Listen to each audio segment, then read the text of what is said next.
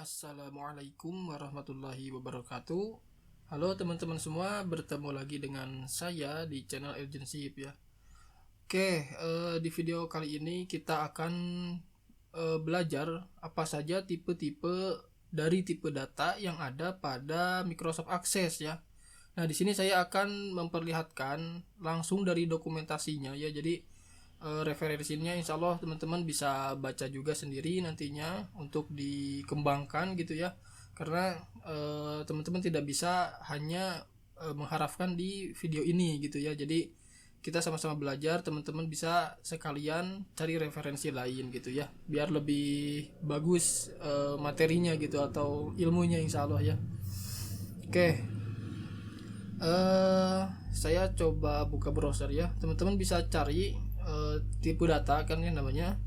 Jadi kita cari menggunakan bahasa Inggris ya dari dokumentasi aslinya, atau kita targetkan ke website resminya ya, yaitu Microsoft ya. Jadi kita cari di Microsoftnya.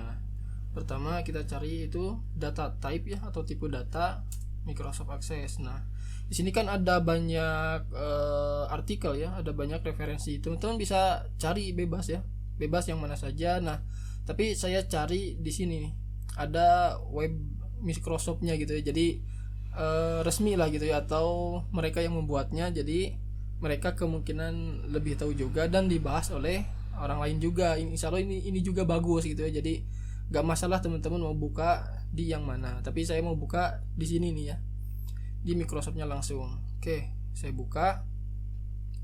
Nah, kalau teman-teman lihat di sini, tipe datanya itu sama ya dengan yang ada di Microsoft Access gitu ya. Nah, ini ada penjelasannya, kemudian ada ini keterangan-keterangan lainnya gitu ya. Nah, kalau kita cek, salah buka saya close.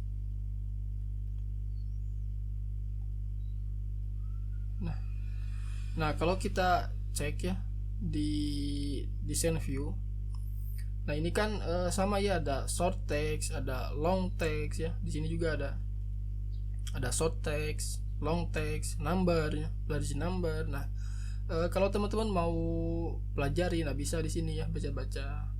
Jadi gitu, di sini ada dijelaskan ya. Kalau short text itu untuk apa? Nah, buat teman-teman yang agak kesulitan dengan bahasanya ya, karena di sini kan menggunakan bahasa Inggris gitu ya. Nah, teman-teman bisa install ini ya, Google Translate sini. Jadi di browsernya teman-teman bisa install, kemudian pilih lalu translate this page gitu. Jadi teman-teman bisa pilih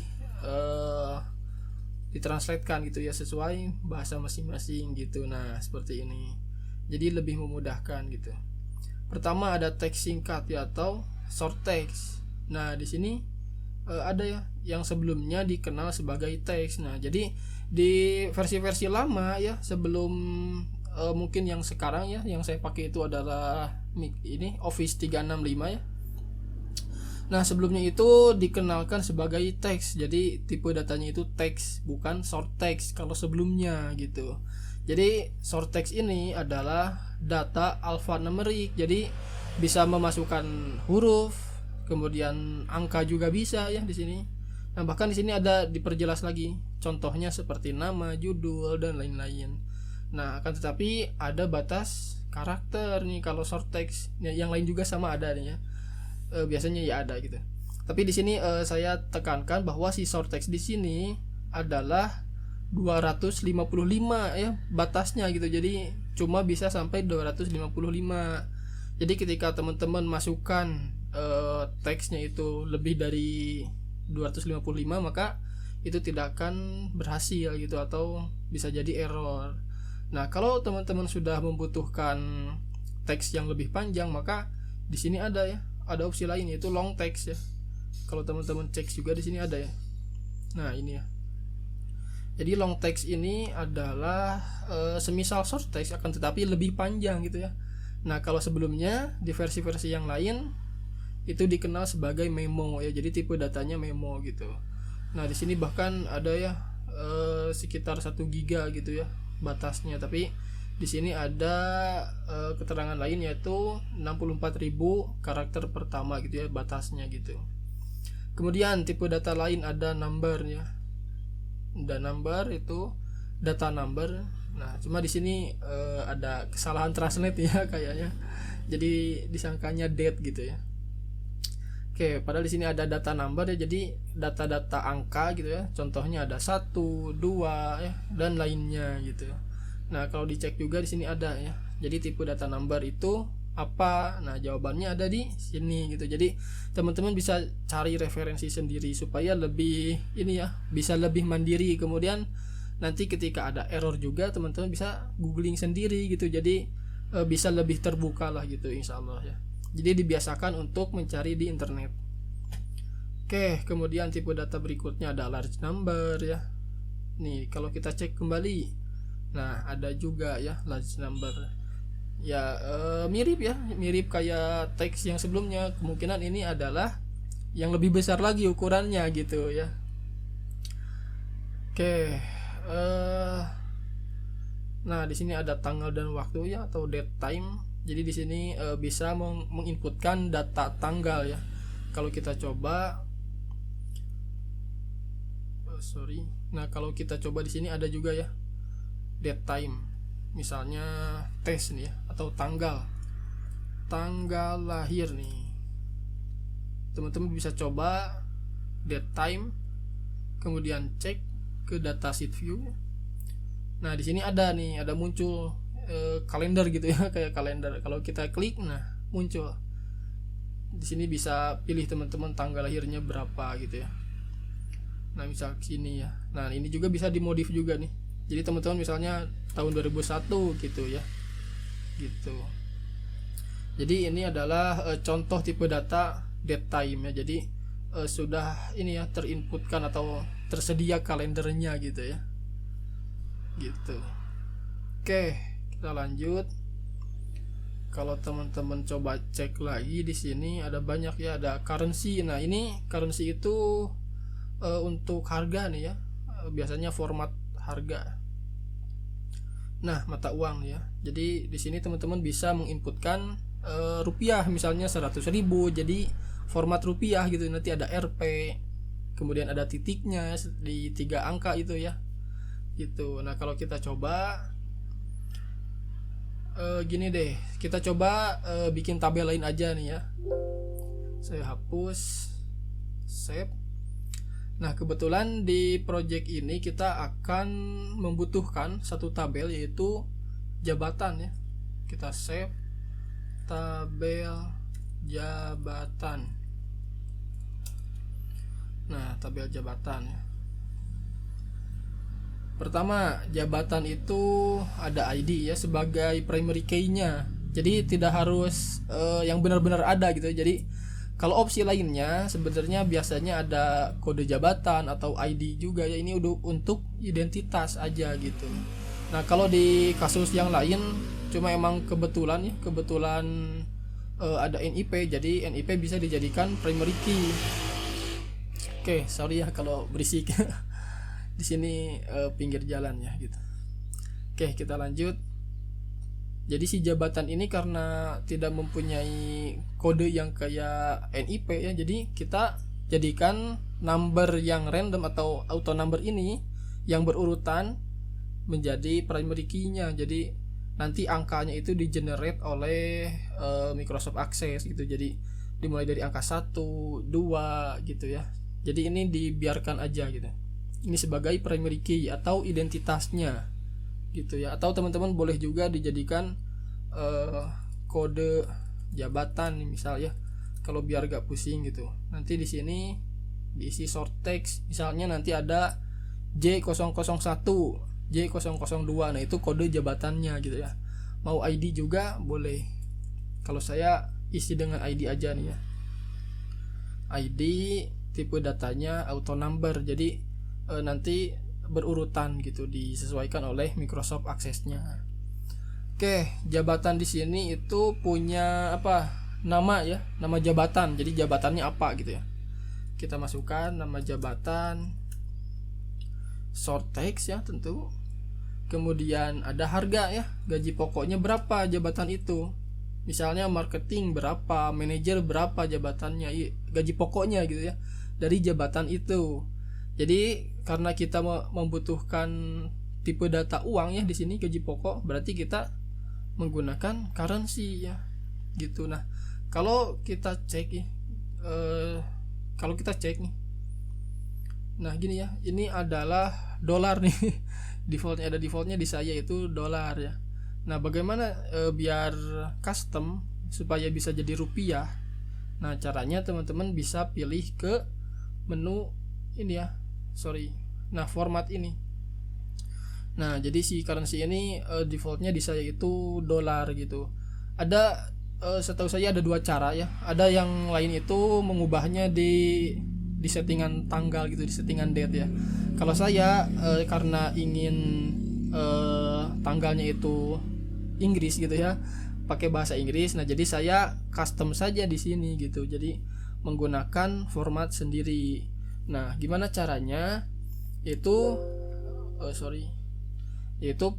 teman-teman bisa diketikannya di sini manual, tanda kutip, kemudian masukkan Rp untuk rupiah gitu ya. Kemudian kita isikan dengan ini crash ya atau pagar.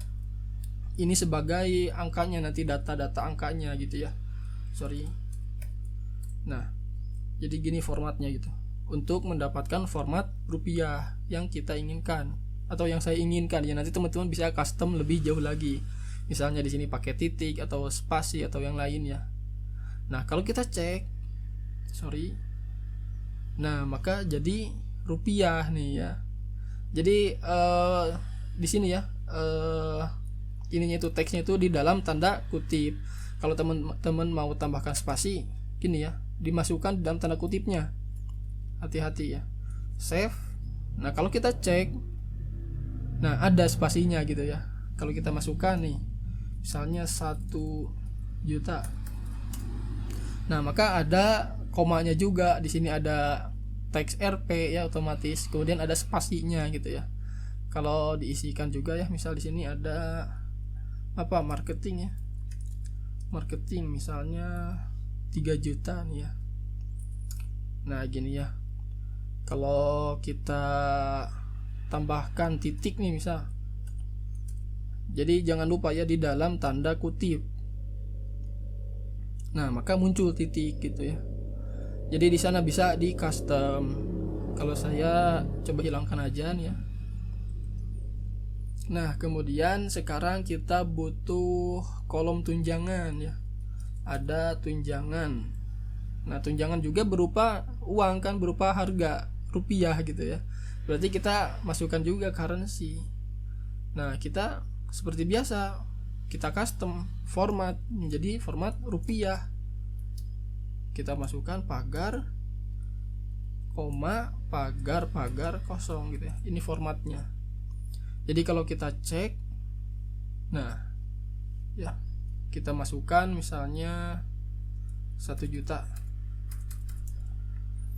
Oh, ini belum ke save kayaknya. Kita cek lagi. Nah, belum ya. Berarti kita masukkan Rp ya, pagar kosong gitu. Nah, gini ya. Jadi formatnya sudah sesuai yang kita inginkan. Nah, kalau teman-teman di sini lihat ada perbedaannya, ada spasi sama belum dispasian gitu ya. Jadi bisa kembali dicek. Kalau ini kan ada jarak ya, ada dikasih spasi. Kalau ini belum. Nah, di dalam tanda kutip jangan lupa kasih spasi, save. Nah, maka formatnya harusnya udah sama nih ya. Nah, gini ya. Udah ada spasinya gitu. Jadi misalnya ada data kedua, manajer 5 juta nih ya. Misalnya gaji pokoknya 5 juta, kemudian tunjangannya 2 juta.